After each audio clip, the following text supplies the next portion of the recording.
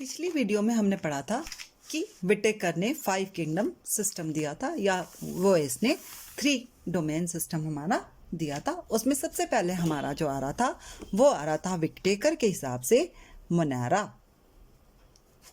तो आज हम मोनारा के बारे में पढ़ेंगे, ठीक है। जो 3 डोमेन सिस्टम था उसने हमारे मोनारा को 2 में डिवाइड कर दिया था। किसमें किया था? एक क्या था उसने आर्की बैक्टीरिया में, और दूसरा उसने किया था यू बैक्टीरिया में। आर्की बैक्टीरिया और यू बैक्टीरिया। तो सबसे पहले हम करते हैं बात कि उसने, क्योंकि दोनों ही बैक्टीरिया हैं, तो सबसे पहले हम करते हैं बात बैक्टीरिया की जनरल कैरेक्टर की, कि बैक्टीरिया होते क्या हैं। तो बैक्टीरिया क्या होते हैं? हमारे मोस्ट अबंडेंट माइक्रो ऑर्गेनिजम्स हैं। सबसे ज़्यादा पाए जाने वाले माइक्रो ऑर्गेनिजम्स हैं ये हमारे, ठीक। फिर ये जो है एक्सट्रीम कंडीशंस में भी मिलते हैं। एक्सट्रीम कंडीशंस में ये मिलते हैं। एक्सट्रीम कंडीशंस क्या हो गई? वेरी हॉट टेम्परेचर, यानी हॉट स्प्रिंग्स में मिल सकते हैं हमको, ठीक है। डीप ओशन में मिल सकते हैं हमको, इनसाइड या outside of animals and plants में भी मिल सकते हैं, ठीक। अब जो बैक्टीरिया है उसको पढ़ने के लिए जनरली हम शेप के हिसाब से, अकॉर्डिंग टू शेप, हम इनको 4 में बांट देते हैं। On the basis of shape, इनकी शेप क्या होगी? Basis of shape we can divide bacteria into 4 classes, right. First is coccus, plural होता है इसका cocci. Second is bacillus, plural होता है बेसिली। थर्ड है विब्रियम, प्लूरल है विब्री, विब्रियो। एंड फोर्थ है इसका स्पाइरल शेप का, जिसको कहते हैं स्पाइरिलम, ओके। प्लूरल होता है इसका स्पाइरिला, ठीक। अब शेप कहा हमने, तो जो कोकाई होती है उसकी शेप होती है स्फेरिकल, लाइक बॉल, स्फेरिकल, गोल, ठीक। बेसिलस की होती है रॉड शेप, विब्रियो की होती है कॉमा शेप, और स्पाइरलम की होती है स्पाइरल, जैसे स्प्रिंग या किसी कॉइल का स्पाइरल शेप, ठीक। अब हमने कहा था ये क्या है? हमारे प्रोकैरियोट हैं। प्रोकैरियोट कॉलोनी बना सकते हैं। तो ये कॉलोनी कैसे बना सकते हैं? अगर सिंगल है तब तो हम इसको कहते हैं कोकाई या कोकस। अगर ये 2 एक साथ मिलके रहते हैं, ठीक है, तो इसको कहते हैं हम डिप्लोकोकस, ठीक है। अगर ये एक चेन बना लेते हैं ऐसे करके और बाहर अपने म्यूसिलेजिनस वो डाल देते हैं, तो इसको कहते हैं स्ट्रेप्टोकोकस। और अगर ये ग्रुप बंच सा बना लेते हैं तो इसको कहते हैं स्टेफाइलोकोकस, ठीक। अगर सिंगल रहे तो कोकस, 2 जुड़ गए तो डिप्लोकोकस, ज़्यादा की चेन बना ली स्ट्रेप्टोकोकस, और इकट्ठे एक गैदर मास सा बना लिया तो स्टेफाइलोकोकस। ऐसे ही बेसिलस भी रह सकते हैं। तो बेसिलस, बेसिलस, डिप्लोबेसिलस, स्ट्रेप्टोबेसिलस, स्टेफाइलोबेसिलस, विब्रियो वगैरह अपने इंडिविजुअल रह लेते हैं, ठीक। अब आते हैं हम मोनारा के बैक्टीरिया के क्लासिफिकेशन में। तो एक हमारे पास है आर्की बैक्टीरिया, एक है हमारे पास यू बैक्टीरिया। तो हम पकड़ते हैं इसको आर्की बैक्टीरिया को, ठीक है। आर्की बैक्टीरिया के जो होते हैं बेटे, ये बड़ी हार्श हैबिटेट में पाए जाते हैं। हार्श हैबिटेट मीन्स बहुत ही ज़्यादा जहाँ पर कठिनाई हो वहाँ पर भी ये अपने को जीवित रख सकते हैं। अब वो हार्श हैबिटेट कौन कौन सी हो सकती है हमारी? एक हो सकती है extremely salty area, salty area में क्या आ जाएगा हमारा, सी आ गए, ठीक है। वहां पर हम इनको कहते हैं हेलोफिल्स। क्या कहते हैं, हेलोफिल्स, ठीक। दूसरा हॉट स्प्रिंग्स, गर्म पानी के जहां स्रोत होते हैं, हॉट स्प्रिंग्स, वहां पर हम इसको कहते हैं थर्मो एसिडोफिल्स,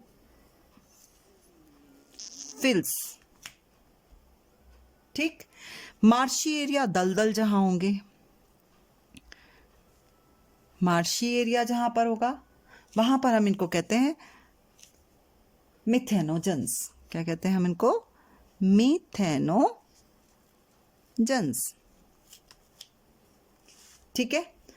फिर ये बाकी बैक्टीरिया से डिफरेंट है, क्यों है, क्योंकि इनकी जो सेल वॉल है वो स्पेशल है। इनमें क्या है, इनकी जो सेल वॉल है ना तो वो हमारी किसकी, ना तो वो हमारी किसकी बनी हुई थी, कौन सा नाम था, ना तो हमारी उसकी बनी थी लाइपोपेप्टिडोग्लाइकागन की या सेलुलोज की। इनकी स्पेशल सेल वॉल है, स्पेशल सेल वॉल है, बिकॉज ये किसकी नहीं बनी है, पेप्टिडोग्लाइकन की, ना ये सेल्यूलोज की बनी हुई है। मतलब इस चीज की तो ये बनी नहीं है, इनकी क्या है, स्पेशल सेल वॉल है, ठीक है। ये सेल वॉल ही इनको इस लायक बनाती है कि ये हार्श हैबिटेट में भी सरवाइव कर लेते हैं, ठीक है। कुछ मिथेनोजन्स होते हैं,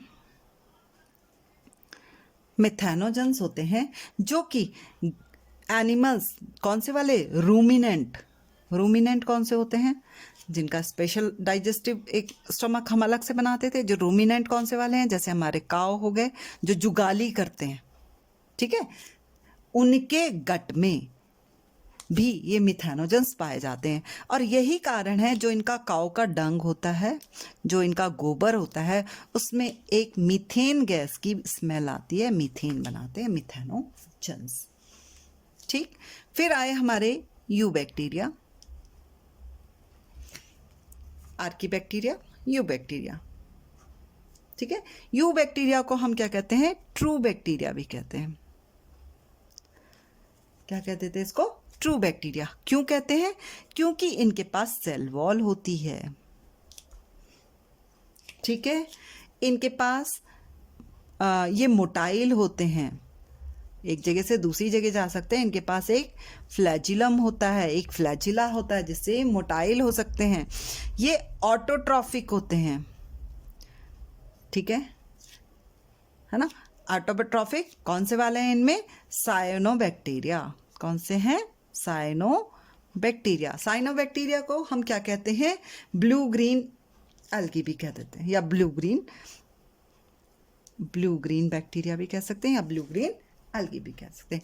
क्योंकि इनके पास एक क्लोरोफिल होता है, क्लोरोफिल होता है, क्लोरोफिल ए होता है, जो कि हमारे हायर प्लांट जैसा होता है। इसकी वजह से ये क्या कर सकते हैं, फोटोसिंथेसिस कर सकते हैं, ठीक है जी। ऑटोट्रॉफिक है, पर बात क्या है, ग्रीन है प्लांट जैसे, लेकिन इनकी अपनी सेल वॉल है जो कि सेल्यूलोज की नहीं बनी हुई है, ठीक है, ठीक। ये यूनिसेल्यूलर हैं, प्लांट हमारे क्या थे, मल्टी सेल्यूलर। ये क्या है, हमारे यूनिसेल्यूलर ऑर्गेनिजम्स हैं, कॉलोनी में रहते हैं, कॉलोनियल हैं, ठीक है। और फ्रेश वाटर, मैरीन या टेरेस्ट्रियल हो सकते हैं। फ्रेश वाटर में मिल सकते हैं, मैरीन वाटर में मिल सकते हैं, या जमीन पर मिल सकते हैं, टेरेस्ट्रियल हो सकते हैं, ठीक है। You bacteria. फिर आया हमारे पास इनका न्यूट्रिशन, किसका, बैक्टीरिया का। तो बैक्टीरिया का न्यूट्रिशन देखते हैं हम क्या होता है।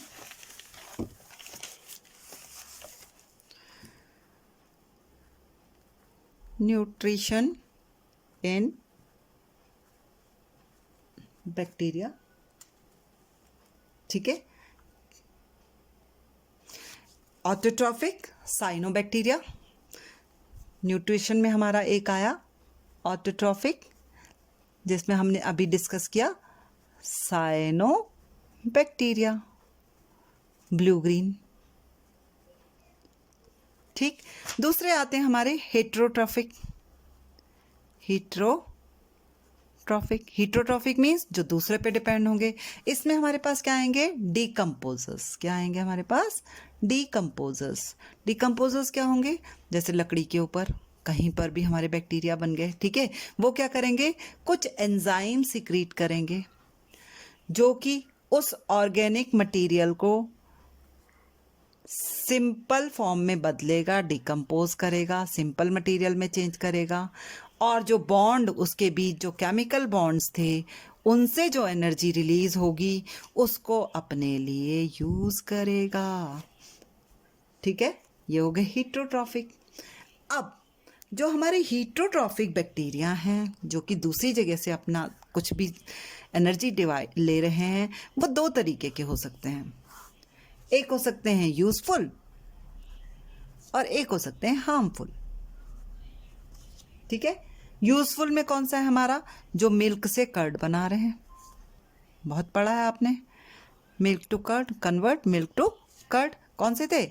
लैक्टोबैसिलस। बैसिलस समझ में आया आपको? रॉड शेप है ये। ठीक है, कुछ बैक्टीरिया हमारे एंटीबायोटिक्स के बनाने के काम आते हैं, जैसे आपने एंटीबायोटिक बनाए।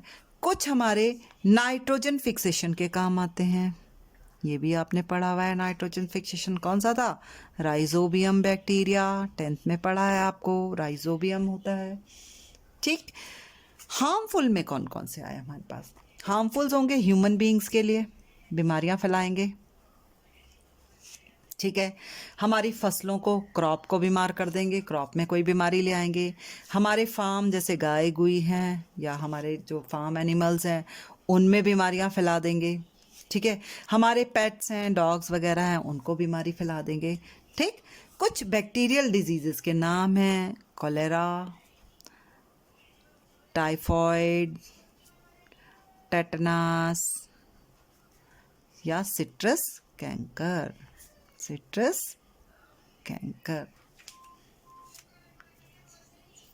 देन अब इसका रिप्रोडक्शन, बैक्टीरिया का रिप्रोडक्शन। बैक्टीरिया में रिप्रोडक्शन जो होता है, एसेक्सुअल रिप्रोडक्शन जो होता है, ठीक है, वो होता है या तो फिशन मीन्स टूटना। फेवरेबल कंडीशंस जब होंगी तो ये ग्रो करेगी, सेल ग्रो करेगी, ग्रो करने के बाद डिवाइड हो जाएगी। ठीक, अनफेवरेबल कंडीशंस, जब इसको खाना वाना नहीं मिलेगा तो अपने बाहर क्या करेगी? एक शीट बना देगी और इनर्ट हो जाएगी, स्पोर बना देगी। जैसे ही फेवरेबल कंडीशंस आएंगी ये फिर से ग्रो करेगी। ठीक है, सेक्सुअल रिप्रोडक्शन इसमें नहीं होता है, लेकिन दो सेल्स आपस में आती हैं, ठीक है, अपना न्यूक्लियर मटेरियल ट्रांसफर कर सकती हैं। ठीक है, अपना न्यूक्लियर मटेरियल ट्रांसफर करती हैं, लेकिन इनमें कोई गैमीट फॉर्मेशन नहीं होता है। जैसे अभी हम पिछले वीडियोस में पढ़ चुके हैं फ्लावर के स्ट्रक्चर में कि गैमीट बनता है, मेल गैमीट, फीमेल। इसमें कोई गैमीट फॉर्मेशन नहीं होता है। दो सेल्स आती हैं, क्लोज आएंगी और अपना जेनेटिक मटेरियल जो है ट्रांसफर कर देंगी, सिंपल। तो उसको एक जो है, एक सेल मेल की तरह काम करेगी, एक फीमेल की तरह काम करेगी। उसको हमने ऐसे ही नाम दे दिया कि ये सेक्सुअल रिप्रोडक्शन है।